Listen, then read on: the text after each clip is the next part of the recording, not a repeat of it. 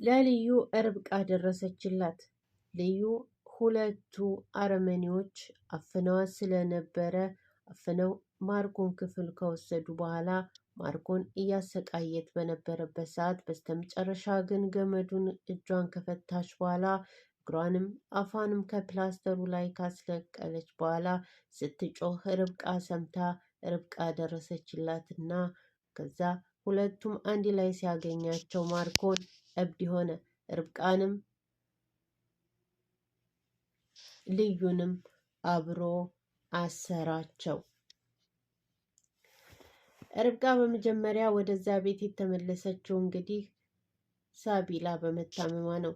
ሳቢላ ታማና ዲና እርግዛለች ስትላት ዲና ያረገዘችው ከማርኮን ነው የሚሆነው እንጂ ከአብርሃም አይሆንም ብላ ለርብቃ ነግራት ነበረ። ሳቢላም የታመመችው ደግሞ በእነሱ ሴራ ነው። እነሱ በሚሰጧትና በሚያስጨንቋት ነገር ሊሆን ይችላል። ስለዚህ እኔ ወደዛ ቤት መለሳለሁኝ ብላ ሙልጭ ጋር በመጣላት ሙልጭ ደግሞ ወደዛ ቤት አትመለሽም ቢላትምም ተመልሳ ግን ያጋጠማት ነገር እጅግ በጣም ከባድ ነበረ። በር ስትቆረቁር አንቺ ምን ትሰሪያለሽ ነበር ያለቻት። አንቺ ምን ትሰሪያለሽ ስትላት ወደ መጣሽበት ሂጂ ስትላት ልመለስ አልችልም አለቻት። ይሄ እኮ የኔ ቤት ነው ስትላት መውጫች ስለደረሰ እያለች እያናደደቻት ነበር ዲናን። ከዛ ወደ ቤት ገባች ገፍትራት። ሳሎን ላይ ግን ማርኮን ነበር ያገኘችው። ማርኮን እንደማንም ብሎ ከተነሳ በኋላ አንዴ በጥፊ ነበር የመታት ልዩን። ምን ልትሰሪ መጣሽ? መንገድ ትችያለሽ ወይ ነበር ያላት። እሷም ማለች ሳቢላ ስለታመመች ሳቢላን ላይ ነው የመጣሁት ለሌላ ነገር አይደለም ብላ ስትል ሳቢላን ማየትም ሆነ ማንንም ማግኘት አትችይም፣ አንቺ ወደ መጣሽበት ተመለሺ ቢላት እምቢ ስትለው እንግዲህ በጥፊ ከምታት በኋላ ወደ መሬት ከጣላት በኋላ ወደ ክላሱ እየጎተተ ነበር የወሰዳት። አብርሽና ርብቃ ቁጭ ብለው እያወሩ ነበረ። ምክንያቱም ርብቃ እንደምትፈልገው ነግራው ሰዓት ይዞላት ቁጭ ብለው እያወሩ እያለ ቤቱን መሸጥና ልጁን ማሳከም እንደሚፈልግ ሲነግራት በጣም እጅግ በጣም የተቀደሰ ሀሳብ ነው፣ እንደማንም ብለህ ልጅህን አስታክም አለችው። እሱም አለ የማህፀን ዶክተሩን እንዳገኘሽልኝ አውቃለሁኝ፣ ስለዚህ ሰሞኑን እሄዳለሁ አላት።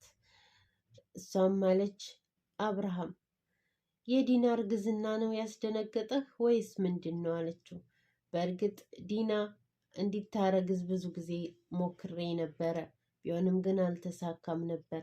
አሁንም ደስ ብሎኛል፣ ግን እኔና ዲና ደግሞ የፍቅር ምሽቶች ያሳለፍንባቸው ጊዜያቶች አይሰሙኝም አላት። ባስታውስ ሊመጣልኝ አልቻለም። ስለዚህ እያለ ነገራት። እሷም ማለች በቃ ተረጋጋ፣ ሁሉም ነገር እንዳመጣጡ ይሆናል አለችው። እስኪ ስለ ሳቤላ እናት ንገረኝ አለችው። የሳቤላ እናት እጅግ በጣም የምንዋደድ ፍቅረኛሞችም ሆነ ባለትዳር ነበርን፣ ግን በአንድ ቀን ስህተት የማይሆን ነገር ተፈጠረና ተለያየን አላት። እሷም እጅግ በጣም ገረማት። በቃ አሁን ግን ወደ ህይወትህ አንድ እድል ልሰጣት ትችላለህ ወይ አለችው። እሱም አለ እኔ እኮ ባለትዳርና የራሴ ቤት ያለ ሰው ነኝ፣ እሷ በቃ ለልጇ ስትል ደህና ትሆንላት አላት። እሷም እሺ አለች። ድምፅ ሲሰማሁኝ እንዴ አለ። ምን አይነት ድምፅ እንደተሰማ እንግዲህ ወደ ታች ሄደና ምንድን ነው ድምፅ የምሰማው አለ ማርኮንን። ምንም ነገር የለ ዲና እኮ ታማ መድኃኒት ለወስድላት መጥቼ ነው አለ። እንዴ ዲና ነፍሰ ጡር ናት፣ ያገኘችውን መድኃኒት መውሰድ አትችልም አለች ርብቃ። እሱም አለ አዎ ሲል እንግዲህ ዲናና ማርኮን ልጅ አላቸው። ዲናና ማርኮን ልጅ እንዳላቸው አያውቅም። እርግዝና የመጀመሪያ ስለሆነ ግራ ሊገባት ይችላል አለ አብርሃም። የመጀመሪያ አለ ምን ነው ተሳሳኩ እንዲ አለ። አይ አልተሳሳክም ማረ አለ።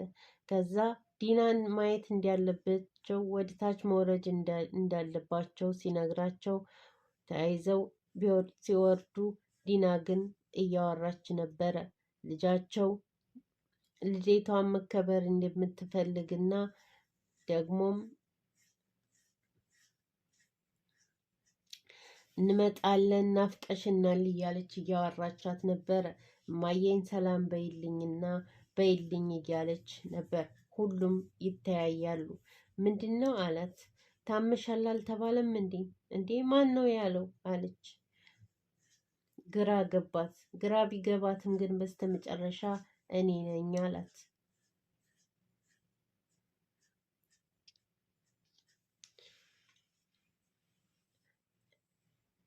እንዴት ነው ታመሻል የተባልሽ ሴትዮ አሁን ስልክ የምታወሪው? ማነው የታመመው? እያለች ግራ ገባትና በኋላ ከሄዱ በኋላ ሁሉ ነገር ስለጨነቀኝ ነው ይሄን ያደረግኩት አለ። ይችሊ ከዚህ ማስወጣት አለብን አለች። ትወጣለች። ሁሉም ነገር ቀስ በቀስ ነው የሚሆነው አለ። አንድ ዳቦ አምጥቶ ጣለላት። አንተ በመርዝ የበከልከውን ልበላ አልችልም አለችው። እራብ ሞታለሁ እንጂ። ከዛ በጥፊ መታት። በጥፊ ከመታት በኋላ ግን እጅግ በጣም አለቀሰችና አሁንም መልሶ ዘግቶባት ከሄደ በኋላ መልሶ ዘግቶባት ሄደ። ልብሷን እታች መታ ርብቃ አየችውና ትኩር ብላ ስትመለከት ምን እያየሽ ነው አላት። ቁስልህን ልቀይርልህ እችላለሁ ወይ ኢንፌክሽን እንዳይፈጥርብህ አለች። ልብሱን ማየት ስለፈለገች እሱም አለ አያስፈልግም አለ። ዘወራልና ደግሞ ይሄንን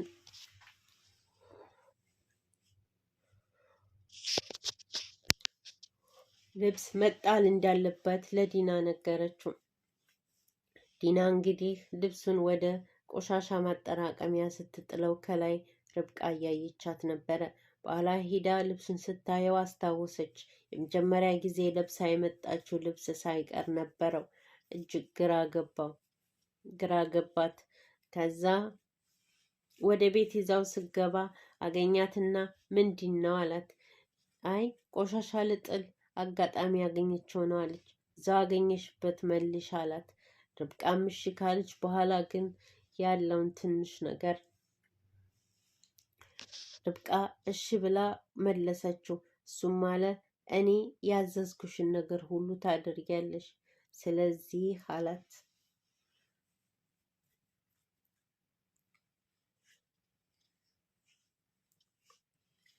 ያልተሳሰብነው ነገር አለ። እሱን ደግሞ ትንሽ እንቆይና እንተሳሰባለን አለ። እንደማንም ብላ ርብቃ ግን ገመዱን ከታገለች በኋላ ከፈታችሁ በኋላ ስትጮህ ርብቃ ደረሰችላት። ምክንያቱም ትርፍ ቁልፍ ስለነበራት። ሁለቱን አንድ ላይ እንግዲህ አጣምሮ አሰራቸው ማርኮን።